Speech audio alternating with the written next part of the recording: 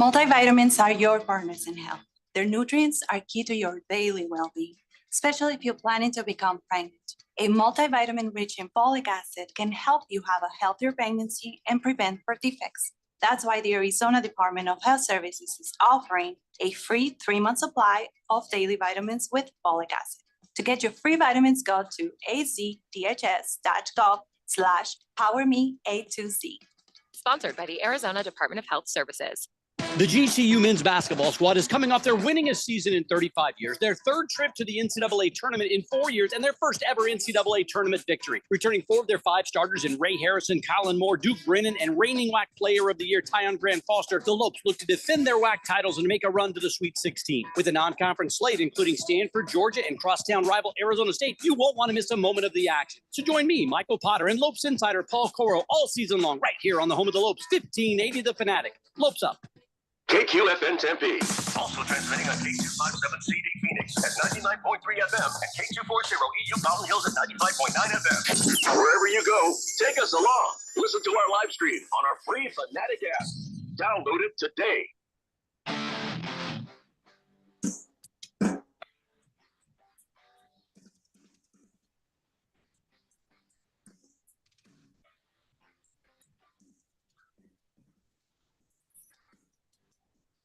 And welcome to Beat the Book. It is a Thursday edition. I'm Keon Rose. Alongside me is our betting expert in the building, Dylan Cohen. We are broadcasting live from the Harmon Solar Studios at 1580 The Fanatic. Today on the show, well, we've got a lot to get to. We've got some Suns talk. Jimmy Butler, there's an update there.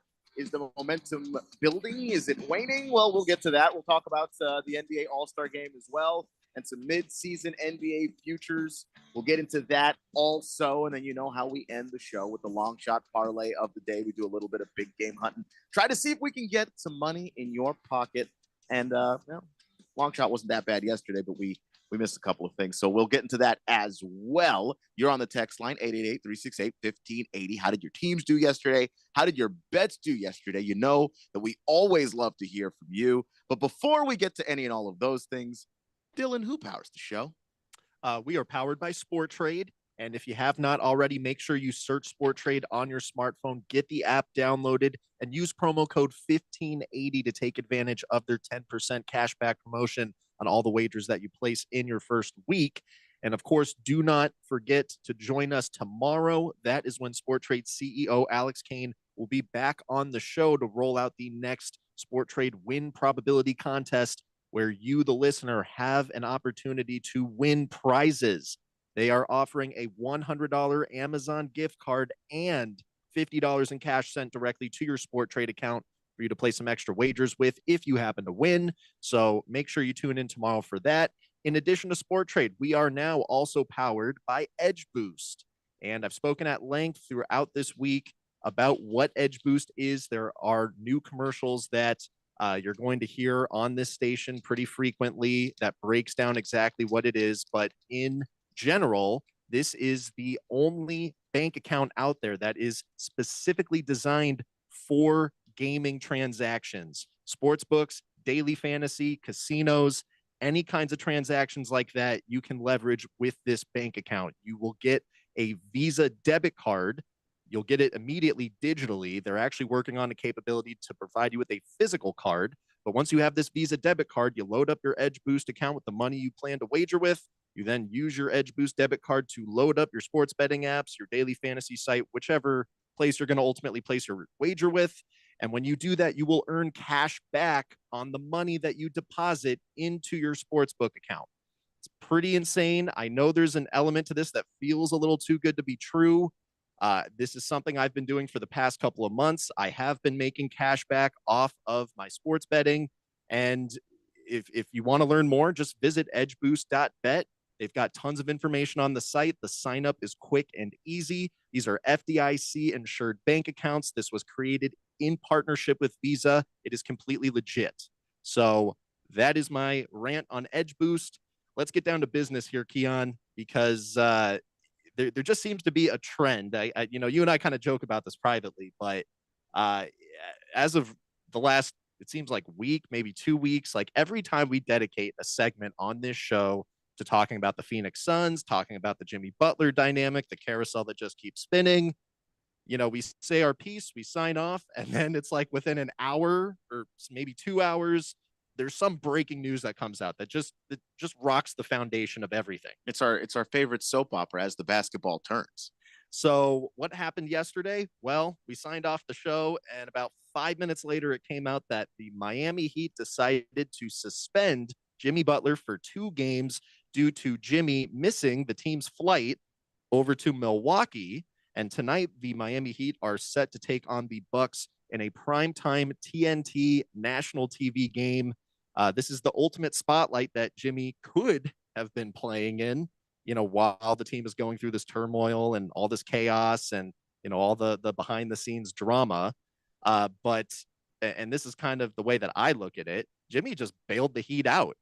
I mean, their worst nightmare was having to carry this into this primetime game where you've got Shaq, Chuck, Kenny, Ernie. You've got all 4 of them there, running their show and being able to pick this thing apart. And it would probably go through both of the game broadcasts is what I would imagine if, they had Jimmy there front and center. They had the, images of him. I mean, we saw him at his last, game during the pregame. He's smiling. He's jumping for joy. He's wearing his Phoenix Suns shoes with his Phoenix Suns hair. And he's reacting to things that he knows that maybe aren't generally public yet, but it seems like there's all this momentum and, things going in the way of Jimmy potentially getting traded to the Suns. Well, in addition to Jimmy getting suspended yesterday, there were more things that came out that unfortunately have tossed basically just a big bucket of ice cold water on all of this, momentum that we thought was building towards this trade. So I'm going to kind of break down the other things that have come out. In addition to this whole dynamic now of Jimmy not being with the Heat for their next 2 games, there was some news that came out from Chris Haynes, a veteran, respected NBA reporter. I would not doubt anything that he's willing to come to the public with. He let it be known that the Milwaukee Bucks have 0 interest in Bradley Beal, and there is, in fact, no connection to him whatsoever, despite the things that have been reported in, the media from other outlets over the last week that seem to point towards some actual optimism or even interest from the Bucks. And that was always something I was a little skeptical of because, is there an argument that Bradley Beal could help you improve instead of, say, Chris Middleton, who struggled with a lot of injuries this season? Absolutely. I don't, think that that's not the case. But there's just no one in this fan base in Milwaukee that's sitting over there saying, go get Bradley Beal. Go get him. We need him. Like, no, there's not one person that's saying that. And if, what it would take to get Bradley Beal, if you're the Milwaukee Bucks, if you have to send 3 guys out the door potentially that were part of your championship team that your fan base absolutely loves and adores just because of what they accomplished not too long ago, that just feels like a very high price to pay if you're the Bucks to potentially alienate your fan base like this on something that's ultimately going to be a gamble. There's no guarantee that Beal's going to help you. And that's the issue is if it was a surefire thing, then you could say not necessarily, screw the fan base, but they'll come around if we win. But then you better win. You can't do all of that and then it's still they're kind of stuck in neutral. They've played really well as of late, but if they can't go beyond that, if it doesn't look like they can challenge Boston, then nobody wants to hear that. Not in that town. So hearing that, knowing that the Bucks actually have 0 connection to this, that definitely puts some brakes on, what seemed like a lot of just, positive movement in the direction of a trade happening. Then there was another little detail that came out that basically said, in reality, the Memphis Grizzlies are the team that is the absolute most well-positioned to be able to execute this trade. In terms of, having the things that the Miami Heat actually want, the Grizzlies can put together a package that would have players that they can leverage right now to go ahead and still try and be competitive in a playoff run. They can get draft capital from the Grizzlies to, still help them build on the future. And there is now a growing sentiment that the Memphis Grizzlies may be willing to potentially do what the Toronto Raptors did way back in 2019, where they went out of their way. They traded a very cherished, beloved player in DeMar DeRozan. The Toronto fan base was absolutely in love with DeMar. They sent him on his way to go out and get Kawhi Leonard, who, they had no commitment from him that he was going to sign beyond the rest of the season. Truthfully, they weren't completely sure about, what his health was like way back when. It was taking a gamble on, whether or not some of these lingering knee problems he had, would not prevent him from being able to get on the court and help the Raptors. But this was one of the rare instances within the NBA where we see a team take this home run swing and it works out for them and they get their first NBA championship ever. And now, Kawhi went on his way the next year, but it doesn't matter. You got the ring. That's literally all that matters. Yeah, that's the thing that you build all of this stuff for. So yeah, no, I think that's a unique case, and it was a unique case too because, like you talk about, the fan base loved DeMar. They specifically loved that camaraderie between DeMar DeRozan and Kyle Lowry, and to break that up, like even Kyle Lowry was confused and like you just took my brother away basically. So they broke up something that was kind of iconic in that city, but everybody was able to come around because you win. If you can guarantee a win at the end, if you can make that work, then it all comes together. If not, well, now you've got problems and you've got angry fans. And I have to say, just based on what I know about the NBA and about, the different rosters and, where certain teams' strengths and weaknesses are, the Grizzlies are a team that can afford to take a home run swing here and try and bring Jimmy Butler in with no commitment from him to re-sign for next season. If they were to potentially do this trade, the rumored pieces that would be involved would be Marcus Smart and Brandon Clark. And then there'd be some draft capital in there that would go over to the Heat. And then the Heat would send Jimmy over to the Grizzlies. If they are able to pull off the trade with that being the general, kind of foundation of what it looks like, that means that they're now bringing Jimmy into a group that has Ja Morant, Desmond Bane, Jaren Jackson Jr., Zach Edey. That just feels like a stable, like very well-balanced core right there that could go after a championship. And then the other piece to this too is that Jimmy Butler has a player option for next season. So he has immediate control over being able to still take advantage of one more high earning year of, guaranteed income. Now, why he hasn't just opted into that yet? It's because he would prefer to sign a longer extension where maybe he's not getting the same dollar amount per year, but he gets extra years of security there, which ultimately is going to net him much more money than what he would otherwise get if he just called off his current contract and became a free agent at the end of the year and just tried to see, what the market's going to give him. Will he actually do that? He's earned a ton of money in his career. Maybe the money isn't going to be the driving thing there, and he's still willing to, pull that kind of a move. But from Memphis's point of view, it just feels like, if they brought Jimmy Butler in and all of a sudden they're in third place in the West, they are a great team the way that they're set up right now. If Jimmy comes in and he actually tries and puts them over the top, and then, they're competing in the playoffs and they probably make a deep run at that point, assuming Jimmy's just bought in for the run, I could see them being able to sell Jimmy on, what they could potentially put together. And it could be something that just turns and Jimmy goes, hey, I changed my mind. I am willing to re-up with the Grizzlies. We did really good things and, we've got a good thing going here. So reason why I'm really putting this all out there is because, yesterday it seemed like this thing was like almost signed, sealed, and delivered. Based on betting markets, DraftKings completely closed out the Jimmy Butler, next team market. They didn't want any more betting volume on that. Nope. Seemed like a done deal to them. We talked about Polymarket having 64% likelihood for the Suns to be Jimmy Butler's trade destination. And now, as of today, pendulum has swung a little bit. And if you go back to DraftKings, they have brought that market back. And if you take a look at what it looks like right now, it's still showing the Phoenix Suns as a huge favorite. The fact that Jimmy has put it out there that he's only willing to play for the Suns, that is still something that does help the Suns in their pursuit to try and get him. But right after the Suns being the favorite at minus 350, you have the Miami Heat next at 3-1. So that would just be no trade at all.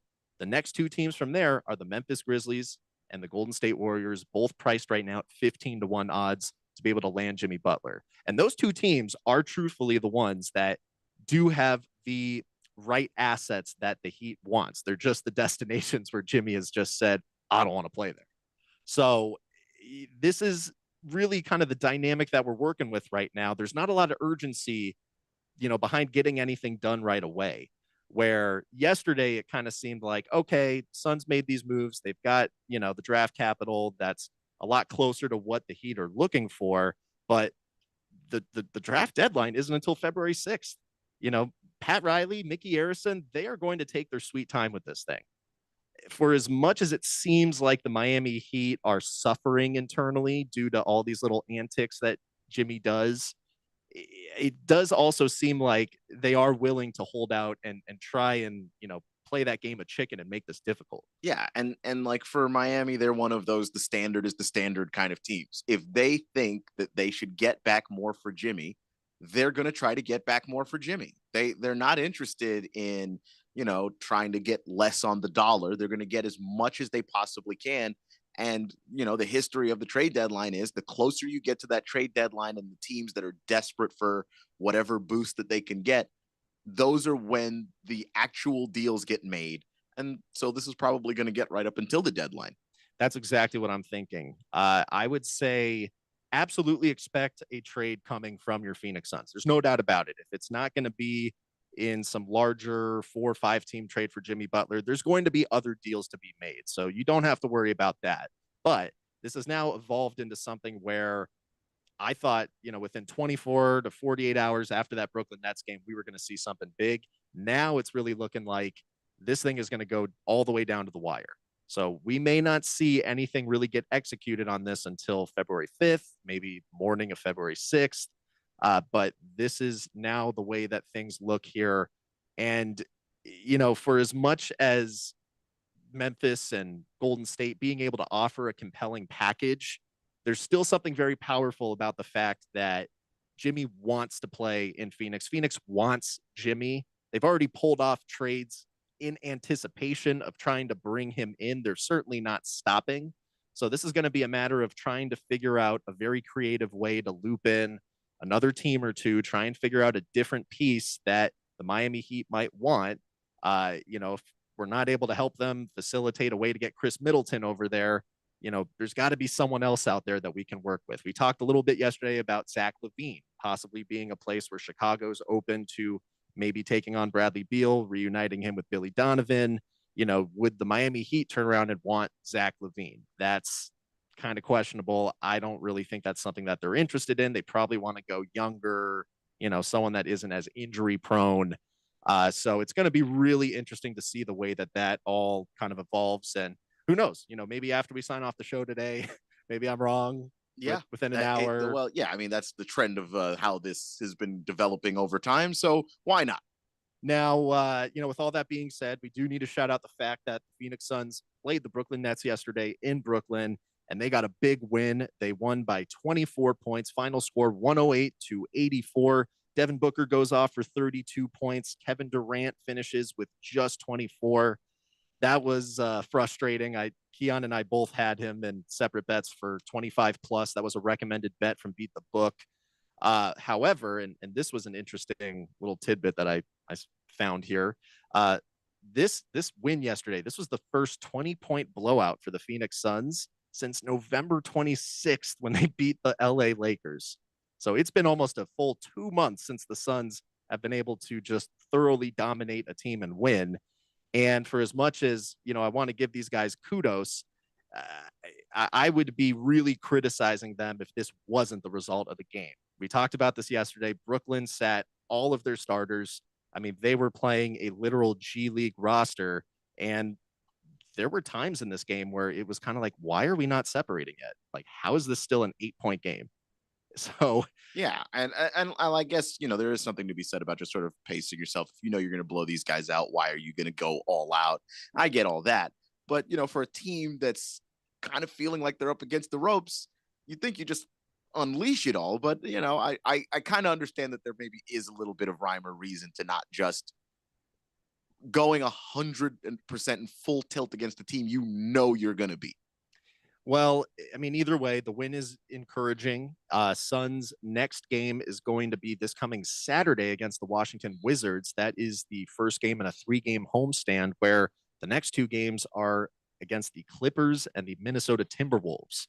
So I would say not like full-on rivalries with those teams, but I mean, there's history there. There's a little history, and there's one with Minnesota that could grow into something if, Phoenix ever responds back to what happened in the playoffs last year in another postseason appearance. If they were to meet in the playoffs again, you might actually have something between Phoenix and Minnesota. But at this particular point in time, it's a pseudo rivalry with potential for it to grow.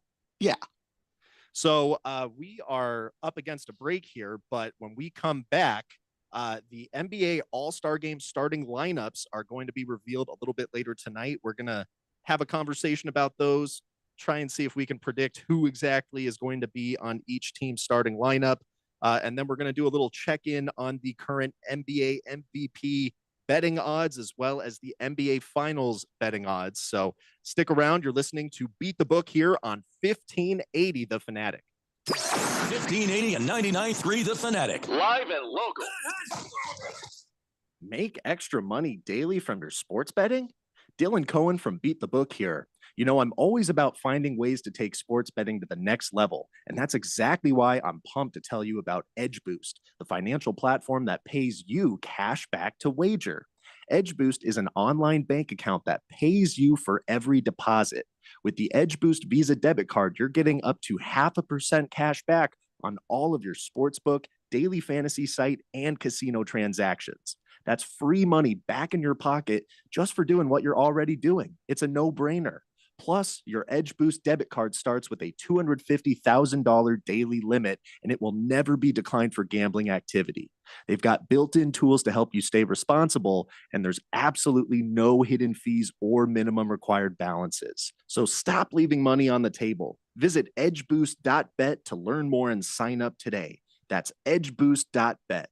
Once again, edgeboost.bet. Must qualify for enrollment. Results may vary. We all hear the radio ads about the IRS. They tell you to be afraid, to be scared, and they try to frighten you into calling. I'm not here to do that. Tax Relief Advocates is different. TRA is here to tell you that if you owe money to the IRS, whether it's $5,000, $50,000, or $500,000, we have a solution. It doesn't matter if you're sitting in your car, at work, or with your kids. No matter where you are, call now. 800-575-8695. Don't lose hope. TRA can eliminate or reduce what you owe to the IRS. Generous programs are now available that can give you a fresh start. Our passion is taxes and helping individuals fix their IRS problems. We have over 1,000 5-star reviews on Google and an A+ with the Better Business Bureau. You don't need to be afraid of the IRS any longer. End your tax nightmare today by visiting us online at TRA.com or call 800-575-8695. That's 800-575-8695. Tax Relief Advocates, real solutions for real people.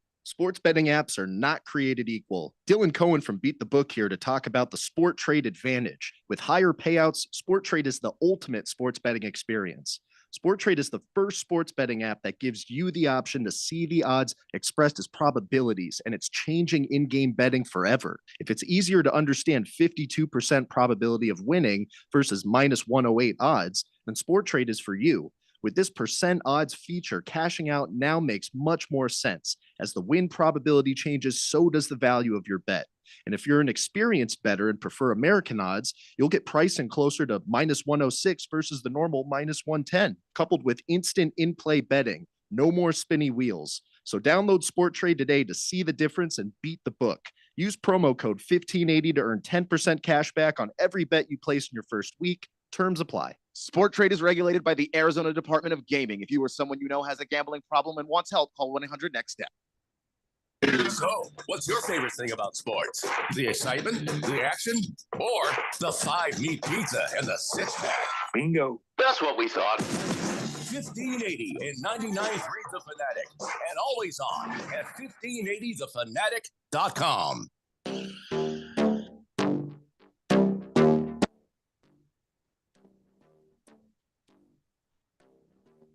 Money always. So it's almost that time of year. NBA All-Star season is upon us, and we've got the voting numbers for the starters of the Eastern and Western Conference, Dylan. And well, I think we've got some interesting names popping up. You know, the All-Star game, the voting, kind of a popularity contest. But what sticks out to you here?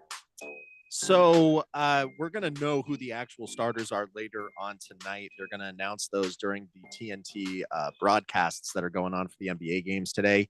But based on the most recent round of voting returns where they put out the numbers for, you can start to project, you know, what these lineups are ultimately going to look like. So based on the most recent numbers that were revealed about a week ago, the way that the Eastern Conference is lining up, the starters are going to be LaMelo Ball, Donovan Mitchell, Giannis Antetokounmpo, Jason Tatum, and Karl Anthony Towns. And then over on the West, based on the last returns that came out, the starters would be Shai Gilgeous-Alexander, Steph Curry, LeBron James, Kevin Durant, and Nikola Jokic. So, you know, you mentioned the thing with the All-Star vote is there is an element to it that is a popularity contest. For anyone that isn't familiar with the All-Star game voting, fans make up 50% of the vote. The other 50% is between the players and a select group of media representatives. The players get 25%, media gets another 25%. So the fans don't completely drive it, but they have much more voting power than the media that covers the game and the actual athletes that play the game. That's important because there are some names that come up, and I think out of all these guys that I just mentioned, they're all deserving of being all-stars. But when you talk about the guys that like should be starting the game, the ones that are kind of the better all-stars, so to speak, there's definitely some names that feel like they're being left out. And this is kind of more of the dynamic of this being a popularity contest than it is being a serious list of like who the actual most deserving players would be. So you take a look at the East right now. LaMelo Ball has been voted to an All-Star game before. This would be his second All-Star game if he does end up making it in. It does appear that he's going to be one of the lead vote getters. So he will be in the game. He'll be starting. If he didn't get voted in like this, I'm pretty confident the coaches would turn around and probably elect him to be a reserve. He is having an excellent season. I don't want to take anything immediately away from LaMelo Ball, but you know, team success has to factor into some of these picks to an extent. And this is the part that gets neglected when you're handing over, well, not over, but when you're handing half of the voting power to the fans.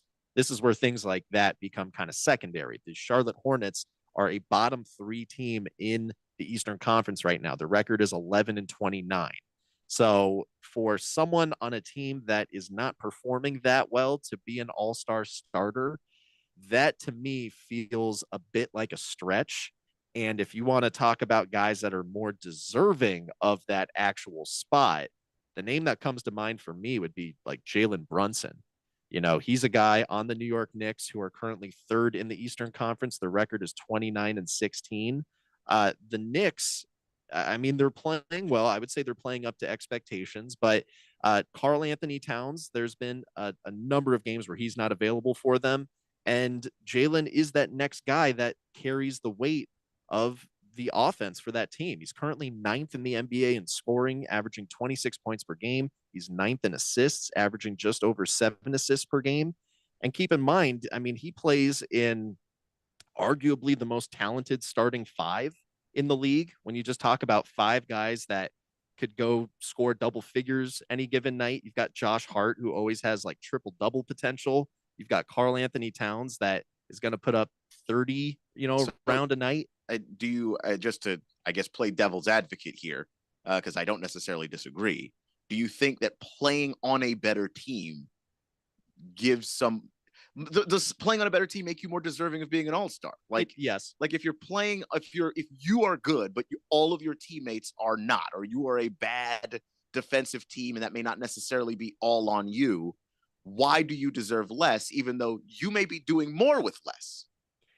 I would say the history of the league and the history of these selections has generally honored team success over individual success. And like LaMelo Ball on paper, his numbers are much better than Jalen Brunson's. He's averaging 29 points per game. That's 4th in the league. He's getting about 7.5 assists per game. That's good for 8th in the league, just above Jalen. But this is where you can't reward the guys that are just putting up expectable numbers on these kind of bottom of the barrel teams. But they're individual honors. Like at a certain point, you can't help who your teammates are, right? And if Jalen Brunson is playing with better teammates, that means you're double team less. It means when you go to pass the ball, others knock down more shots. Again, I'm just playing devil's advocate here. But if you have better teammates, of course your team is better. That doesn't make you the better player. Just means you've got a better team. And like when it comes to all-stars, there is a certain level of like, we are looking at the individual guy, maybe a little bit more. What would you say to that? I would say that efficiency should be honored more so than yeah, you're right. LaMelo Ball has to carry a lot of weight on that offense because he doesn't have, the kind of talented teammates that Jalen Brunson does. But you take a look at how actually efficient these guys are. And Jalen Brunson is scoring about 3 points less per game than LaMelo Ball off of like 4 less shots per game. Yeah, so, and I'm a Brunson over LaMelo Ball too. I'm just asking because for that personally, that's not my favorite reason. Like team success, just because sometimes your GM's better, your coach is better, your team's better, and that might not have anything to do with the greatness of the individual player. Sometimes it is. They are correlated, but they're not necessarily connected. I just happen to think Jalen Brunson is a better basketball player right now all around than LaMelo Ball. Yeah, and I mean, look, if you put LaMelo Ball on the Knicks right now, I don't know that he's averaging 29 points per game because he's just never used to playing, with another 4, very talented guys that are all capable of going out and getting a bucket. I mean, so there is something to consider there. I mean, I definitely see your point. But if the league didn't have a culture, I guess, of rewarding success, these all-star games would just devolve even more than what they've already kind of devolved into. Yeah. At that point, you'd be getting a collection of, and I don't know, no offense here, but, you'd have a Jordan Poole in the game because the guy could score, 35, 40 points any given night that he wants to. You'd have, and I mean, Jalen Green. But I also think that with LaMelo, this is him being an all-star starter is more a function of him being a brand. He's just more well-known. Correct. Where Poole puts up those shots too. Like Poole can probably have a reasonable conversation about it numbers-wise, but he doesn't have the branding and all that other stuff. And like I that's what I kind of hate. Like I don't want the All-Star game to turn into a bunch of brands going against each other. Like, give me the best players. Just give me the 5 best guys. Couldn't agree more. And as unfortunate as that is, and this is sort of the perils of allowing fans to have so much power in the vote. Yeah, that's why LeBron's a star. I don't know if you remember this, but like there's been years in the past where this vote gets trolled.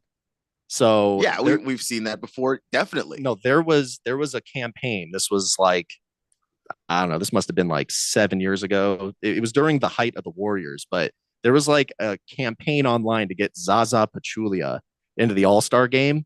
And like it got pushed, but like it was beyond the Golden State fan base. This thing like went viral. And there were like globally just tons of people voting for Zaza Pachulia. And he almost like cracked the top 3. Like he almost made it in to a point where, Adam Silver would have had to like put his foot down. At that point, you're just making a mockery out of like the system. Mm-hmm. So and giving fans like multiple votes is ridiculous too, but that's a problem in and of itself.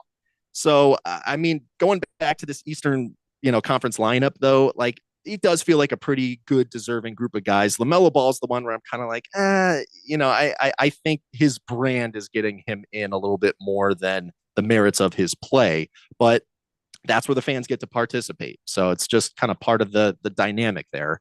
But you go to the Western Conference, and I think LeBron James deserves to be in the All-Star game, but LeBron James is not playing like a starter. No, in an All-Star game. Not at all. He is finally, after a 20-year career past his prime, that we finally saw the day. He's still a really, really good player, but he is not one of the 5 best players in the Western Conference. And the thing you have to keep in mind here too is that, and I forget how long ago they did this, but they turned the all-star voting into like positionless voting. So it's, you have two guards, in like the back court, and then you have three forward centers in the front court. So it can create a dynamic where technically like two true centers end up, making that starting five. And in this case, I think the guy that's being slighted that really is more deserving of that fifth spot instead of LeBron, I think it's Victor Wembanyama. I mean, this guy right now is currently fifth in the MVP odds. If you look at just about any odds makers, market on it, he's currently averaging a little bit over 24 points per game, almost 11 rebounds per game, almost 4 assists per game. And none of that is even speaking to what he does on defense and how he just dynamically changes the way a team has to, ultimately try and score whenever you've got Victor Wembanyama in the center. As far as some of those stats goes, I mean, the man's averaging 4 blocks per game. That's something that is just special. You don't see that kind of stuff out of Giannis, out of Jokic. Would it be a little goofy to have like two centers in the West starting lineup? Sure. But Victor Wembanyama, to me, is the guy that would probably be better for that starting five than LeBron. Yeah, and would it be goofy to have two centers? Maybe, but like, look at how Wemby plays. It would be kind of ridiculous looking until you realize like the guy runs the floor like he's a guard of some kind. He doesn't need to necessarily operate around the basket. Neither does Jokic, to be honest. Like there's a level of the way that those guys play that could just be fun and interesting to watch.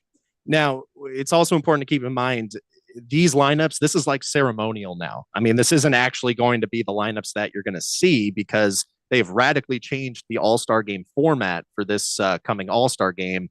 And it's now going to be something where out of the entire pool of guys that make the All-Star game, they're going to get drafted into 3 separate teams, and they're going to take on the winner of the Rising Stars game. And I'm stoked for it. I think it's extremely outside of the box creative. Let's see how well it actually works. And if it happens to motivate the vets to try harder, then I think that means that it's successful. That's the goal. Right. It's just to not have something that looks like a farce. I refreshed the text line and realized I missed a bunch of texts going all the way back to segment 1. We got Swazman on the text line saying that since losing my Detroit Lions game bet, I have won all of my money back plus more over the last 4 days since then. The Ohio State parlay winner helped a lot. So, wow. Hey, congrats, man. There you go. Happy to hear that. Lost Toby putting together some kind of trade that involves Jimmy Butler, I assume Draymond Green, and sending Kevin Durant back to the Warriors. You would have to explain how this works because you didn't use enough words to even remotely explain this, Lost Toby. He goes Butler and Green to Phoenix, Durant to Warriors. No word on what Miami would get in this trade or what Miami would give up beyond Jimmy Butler. How does having Draymond Green and Jimmy Butler here help if you lose Durant? You're going to have to explain a whole lot more than that. I actually, the other night, I've never done this before. I pulled up the ESPN trade machine. Oh, wow. And I was like, you know what? Let's just see. Let's why is this so difficult? Let me just try and put this puzzle together here. Oh my God, it is a mess. Yeah. It is such a nightmare. I do not envy James Jones. He has a very, very difficult job right now trying to navigate all these hoops, all these little rules and bylaws. Just when you think you have somewhat of a deal put together, the problem with it is there is one team in this multi-team deal that is just getting shafted. And it's why would they do this? They would never do this. They would never do this. And I'm guessing that in Lost Toby's example here, it would be the Heat getting shafted because he doesn't even mention what the Heat get or lose beyond Jimmy Butler. So this is there's nothing about this that makes any sense, Lost Toby. You're gonna have to explain yourself a whole lot better. And then the magnificent Mr. Mormon Dylan has a question. He says, any chance my guy Lauri Markkanen becomes an NBA All-Star? I know the Jazz stink, but he's a generational talent. Now, while I would pump the brakes on the words generational talent because that means something and Lauri Markkanen is not it, he is a really good player. Is he an all-star? I just want to say I am a huge Lauri Markkanen fan going all the way back to his days at U of A. So I am not someone that has anything against Lauri Markkanen. He's not playing the same way that he did I think it was last year when he made the All-Star game. Last year was just absurd. And part of that too was the All-Star game was in Utah. And like anytime the All-Star game is going to be in a specific place, they're always looking to make sure that someone from that home market is represented in the game. Now, Markkanen, when he did make it, he did it merit-based. Like there was a part of that was also like it was killing, two birds with one stone to be able to get him in there too. It was merit-based. This year, he's just not playing up to that level. So unfortunately, no, I think he's going to be left out of the game. Yeah, all of his numbers are down all across the board, except for two numbers in particular. His turnovers are the same, and the amount of fouls he commits are the same. So I'm going to go out on a limb here, magnificent Mr. Mormon, and say your guy's not necessarily going to make it. So before we move on, would you like to discuss the MVP betting market here in the NBA? Yeah. This is I think it's worth shouting out right now. If you happen to pull up current NBA MVP betting odds, I'm taking a look at them on FanDuel right now. Shai Gilgeous-Alexander, he's currently priced as the favorite. I would absolutely not dispute that. The way he's been playing right now, the way he has kept the Thunder elite in the wake of Chet Holmgren not being available, Isaiah Hartenstein not being available, it's pretty spectacular. He's got a very good resume right now for the MVP award.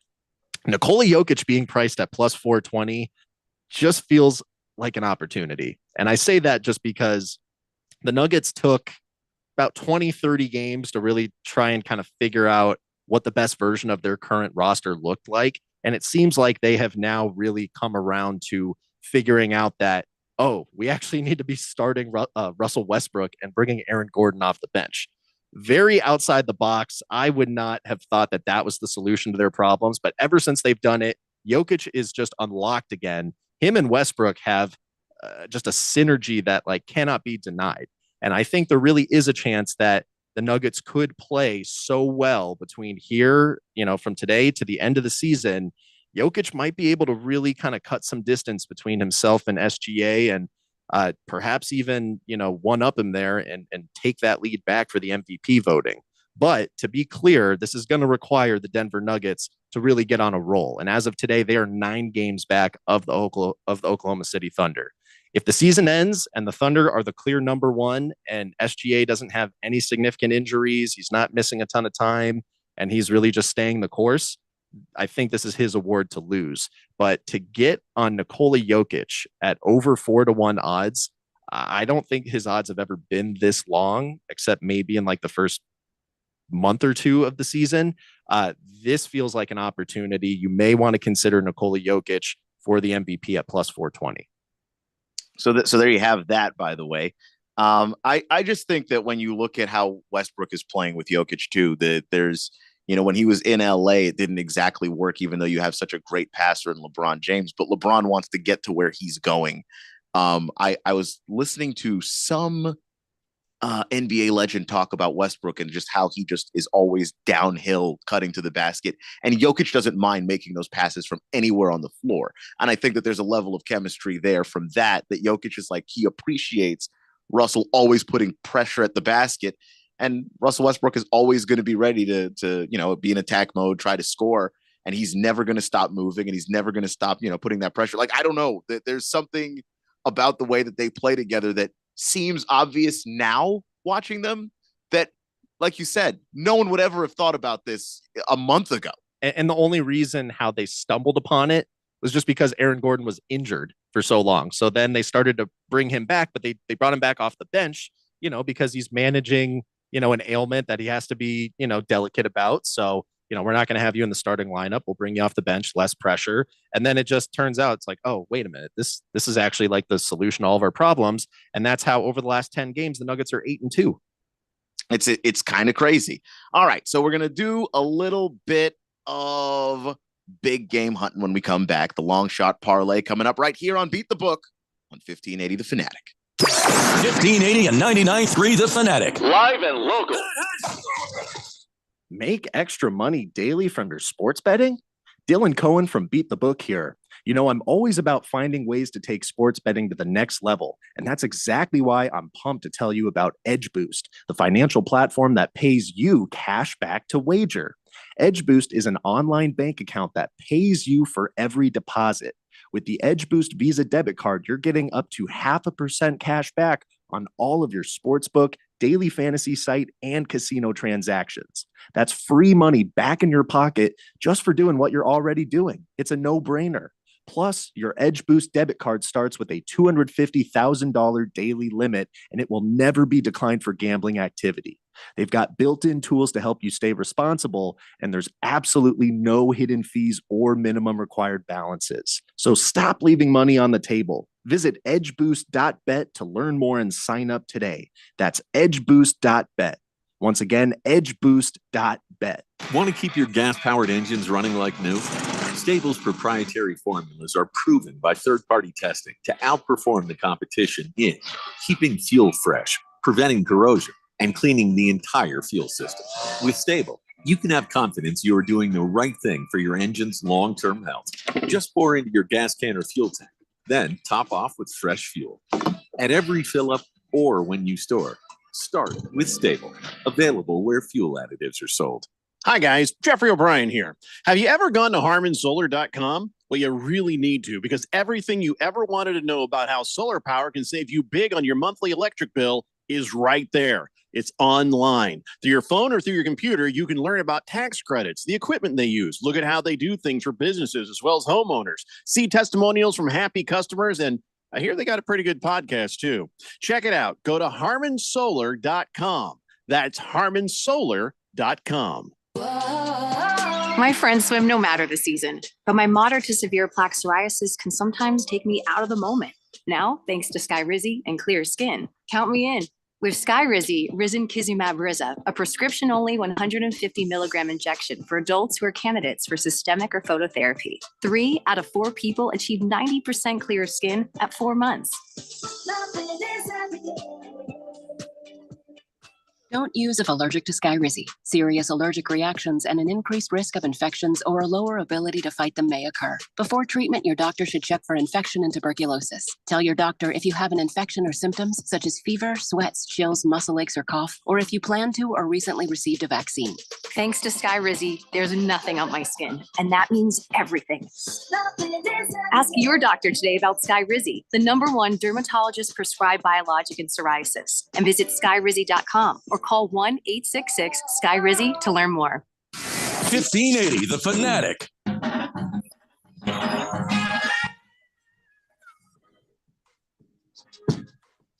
And we're back. 9297. I need a texter nickname from you. He says, just hit at the casino and have house money to bet tonight. Need to hit on the long shot parlay. So, Dylan, let's not waste any time. Let's go ahead and get the man what he wants. Give the people what they want around. Great segue text. I love it. So long shot parlay for today. It's got 4 legs. It paid 107-1 odds when I put it together earlier this morning on Fanatic Sportsbook. So hopefully you can still get it in that neighborhood, maybe a little higher or lower. But here's how it breaks down. We are taking LeBron James to score 27 or more points tonight against the Celtics.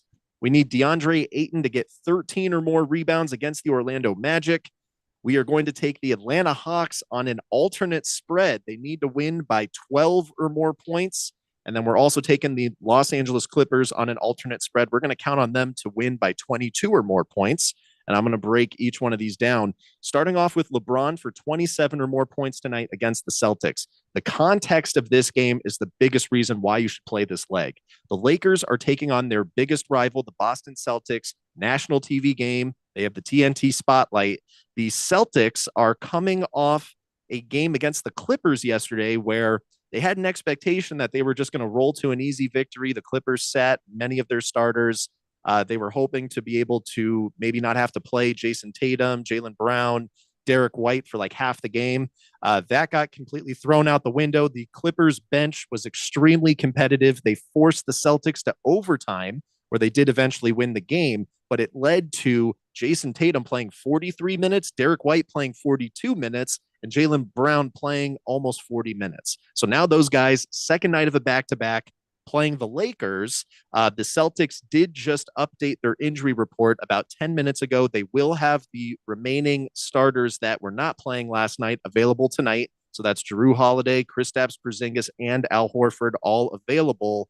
But this is still going to be a tough spot for the Celtics to turn around, so quickly, and have to compete again against a Lakers team that is going to be a little extra motivated to be able to win this game. They all just saw how competitive the Clippers bench was against the Celtics starters last night. So Celtics might be in a little bit of a funk here, but this is the exact kind of game where you're going to see LeBron motivated, playing to his potential. So count on LeBron to score.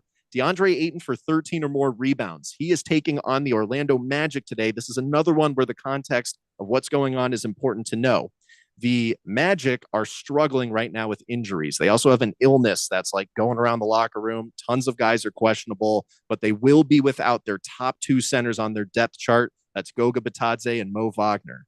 So meanwhile, the Portland Trailblazers, they're going to be missing Donovan Clingan, who is the single biggest threat to DeAndre Ayton's total minutes played on any given night. So with Donovan Clingan out, Ayton is going to, he'll have a lot more playing time. He's going to get a lot more opportunity to rebound, and he'll be going up against a weakened Magic front court. In Ayton's last two games, he got 13 rebounds and 15 rebounds. Look for him to repeat that kind of performance tonight. Then we have the Atlanta Hawks taking on the Toronto Raptors at home. The spread on this one, at least earlier this morning, it was about 4 points. I'm not sure if that's still where it's at, but the Hawks are definitely in a good place to get a very large victory tonight. The Toronto Raptors are one of the two worst road teams in the NBA. They have one single road win this entire season. Their road record is 1-19. These teams happen to play each other way back in December in Toronto, and the Hawks won the game by 29 points. Big blowout.